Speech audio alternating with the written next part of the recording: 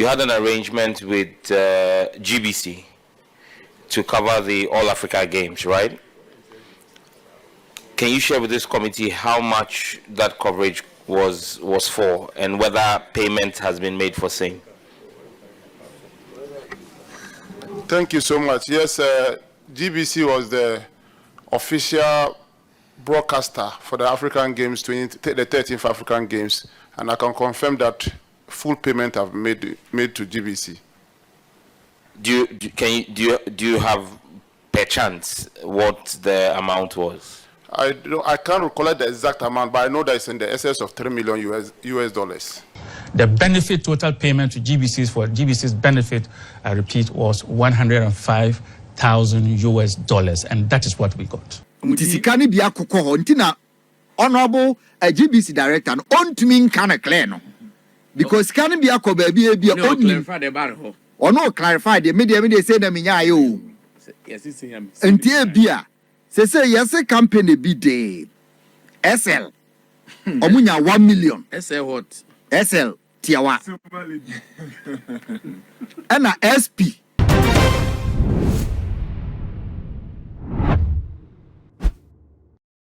Abusia between Sports Ministry and GBC sika ho sensem afa All African Games a course so e Ghana ha no a Sports Ministry sika o dem GBC na GBC so sika Sports Ministry ka no enye sa eni bedi obo no emu details ni na Sadiq Adams a oye sports journalist e de ababonten a o kire bebi sika na ayira na ayehwehwe no akwakodi aha eye too much let's just say any dey can be edishia subscribe my page we name Addo so say be ya upload the baby a sabet me aka wa subscribe that so me da sepa nya me insha obusua say yenko yensam no so a wo hwe adwode ya etwam ya na video bi e hye asese en trend ni nyina ne say Public Account Committee echo asetena efre Sports Ministry no eba say omra no mebu akonta efa All African Games a so ewo Ghana ha no Ghana ene ye host ye na Sports Ministry no eba na Sam George ekwa ko bisa say sika sen na omode ema GBC na sika sen ene call All African Games no emu na se na enyenim say oman bi host program bisa oman na nka oton ne rights no ma obi a obetimi afa coverage na we de Ghana for no Ghana Anton the rights no Ghana na and the far coverage na GBC and the far coverage na omuyi games na e course no e ma Ghana for enye bi e share na eno na minister no e kasa no o kire mu se sika ekodi GBC ho $3 million. Thank you very much. I just have a quick public interest question. It has to do, and maybe this would either be answered by the Minister or the Sports Authority. You had an arrangement with GBC to cover the All Africa Games, right? Can you share with this committee how much that coverage was for and whether payment has been made for same? Thank you so much. Yes, GBC was the official broadcaster for the African Games, the 13th African Games, and I can confirm that full payment have made to GBC.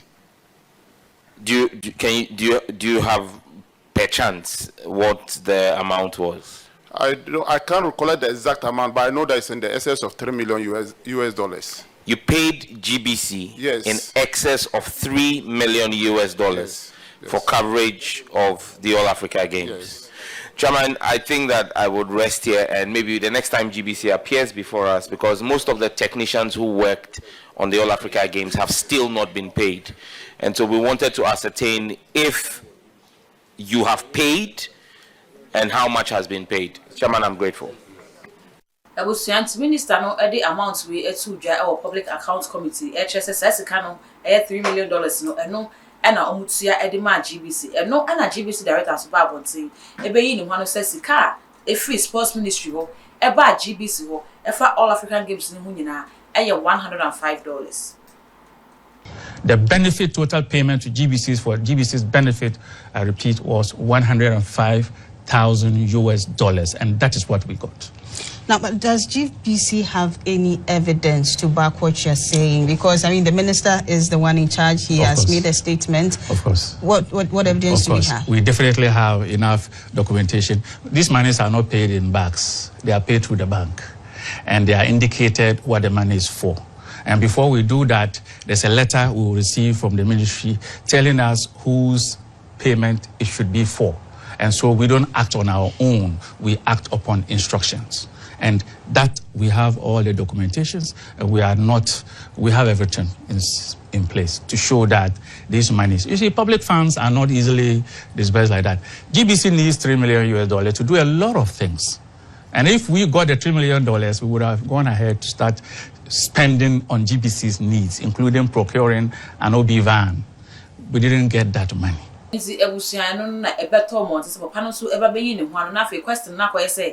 Why ena e ka nokre no e sports minister no e ka nokre ana se e GBC director no ena e ka nokre enti difference na akasa sika no ehe ene wo ahye ana se enhye nipa ba kwa Ghana ha e ba sports mu so a odi mo tintiman pa any sports Obama Sadiq Adams a odi ne djuma e wo Angel FM na eno na pamfo e kwotena ase ena Sadiq Adams ena pamfo e kire ba bia sika na GBC any sports ministry e kunso no akwakodi afe ewie ye ne companies na miensa beka ho free ye ni momo ntisika ne bia kokọ ho ntina honorable GBC director no ontumi nka na clear no because can bia ko ba bia clarify the bar ho ono clarify the media say na minya aye o yes is him ntie bia say yes company bi dey SL omunya 1 million SL what SL Tiawa and SP Omusunya 165,000 Safu Patrick SP Ala Solomo Puku companies na bedan insia ebisunya $20,000 okay ni nyina no abo ano a ta wo hwe de GBC papa na Canada na kire say one of the yin who film say they say ni nya ma mo maka ni nti broadcast right no Ghana ya nton ye de no ye tuaka oba first of all GBC man no misuma no say the new man dey ni aka chense on proceed on leave e betimi happen sir because asem na wa beka na damaging crofo bebre. First of all, uba yen buamena yen church yen George was asking ho. Omo contract GBC. Yes. Say GBC mpenkro for omo betimi abo no ma ye adwuma no. Mebi. Say na GBC fine nipa 2 kan omo, fa companies 2 kan omo. Yes. And he said 3 million by GBC the beche. I'm a companies because any companies now form some omo negotiate. Contract ni between ministry and GBC. Enti obi obeka ho biara ministry ni nim no. Kofi mene mama wo adopa. Okay. Also obeje me 600 cedis. Addo no korre na o se we de eso. Ntu kofa dike aka ho. Any list to. List the dike ni list to. List to nim do. Dike ni benji. Na wadonko. Dike de wadonko. Now o ma bebo amwado. Ntu wi a wa obepe bibia mo because o madwuma. Okay. Nti me de o na oni makọ contract. E na wakofa wado paafo aka. O de o chance e be wie na o di 600 na mame. E na betu ama wo. Na o tua mame. Sa. Okay. Nti wo na oni. E na say no wo ko kan say me do wie no mama 600. Aha. E na me so ma ti say da bi Obama mama 600 mama 100 cedis. Aha. Ani ekọ hwehwe mu a me nkrofo na me form be kan ho no. Omo so am omu sika enye me na ese kam tua sika na ma wo. Asem na me kan. E betimi aba say ye de ama wo. Na awo ache de ama. Na watua ama wo but ya sa de nipa ni bia be kan ho. Okay. Obama asem na ye ka ho asem ni nyina Ghana funti ni. Efiri na ekro. E wo se ye nyina ye sorry tia. Especially aban we wo so yi. Ye sorry tia. Because ababe na ye clean. Se de wo so na ye ka ho asem. De obeba ono so nye clean ono so ye be ka ho asem. Enu nti na wo ba na wo anye wadwuma ya na yatu. Na obi abade bia me kasa asem we say ade ya na me ya ne say obi be kasa na aban we wo so say ya no mo ye. De omo ye na nye. Enu nti na Ghana fo hunu say enye yatu o mo nti wo bra ne be ye ne yi. Enti sa wo ba na be kai me say dada na no wo so no sa no so ye ya ne na wo kai me say wo so ntu. Me pa cho de me kan I hope say me kan kwase asem de. Sa wo ba na wo be ka kire me say de no osisu dada na ne ye hunu say enye no. Aye pam no. Se ono so so saa no ye de ya na kire se won so ka kire se won so yentu bi se won so de enye no na won so wo ye because scandals are abba e wa ban we me dɔɔso e dɔɔso dodo se sika no bitimi fa 1 million na danem pass $1 million na danem pass excavator si ho etime yira enye pen enye key holder enye vit enye tiko excavator etime yira enye excavator ba ko excavator se yira baby a yedi hwe sa all African games ye mi hu ni se anu nti na time a na ye ntimi meeti o se omo my timeline bia wo se ye meeti ye ntimi meeti o achaw pa ekopa a omo ye koya kopa achawa se ye sere omo munya abutre ye akakra ye be wie ye enti na e ya adwene bi se omo ye na o ma wie sika ye nya ne wie sika. That is true. Allegation. No allegation there. So make it. So and I make say because one, share amount the renovate stadium. And the need that. Me so there. Me nyete. Obama na kwa the charm yama wo kwa say $3 million bi o the document ni be pay. No for internet. Oh, unti. Internet oh, but tema stadium o internet $3 million. Maybe at 20 terabytes. Enti anyoma na afi na eyi ba.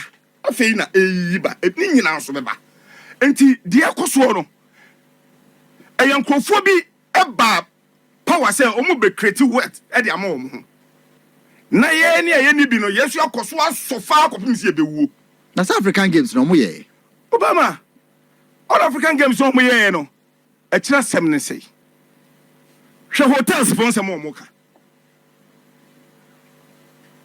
hotels are omoji ehwe hotels for nsam omoka na hwe asema GBC for ababeken.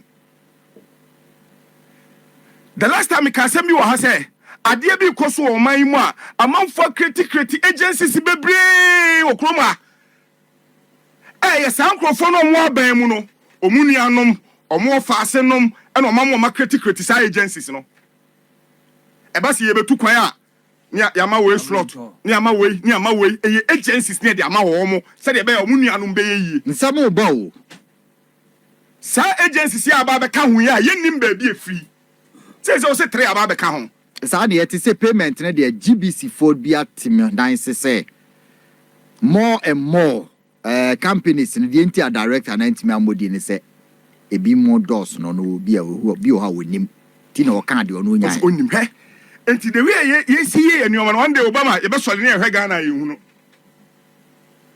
ye be sori no man na ira o no man na ira because the rate we are now we are he all African games no Obama sika ye the year all African games no Obama senka ye hwe say ye ni ya enka bia uchem 3 a 1 na nke betimi the all African games no over $200 and something million na ye all African games no senka ye hwe ni ye betimi dey $50 million all African games no but enkrofo bi selfish interest di omu benya ntra $1 million na mo bossa na o dollar na mo bo million 200 million enya easy sa dollar asem na wo kan sa no asem pa na uko US o yi $100 for card ahwe o si hwe o $100 wo yi dia tax o botom no mo hu se okuta $1,000 hey $1,000 show buto mo twa dollar no Obama dollar show buto mo twa dollar no Obama ye be chew enti hwe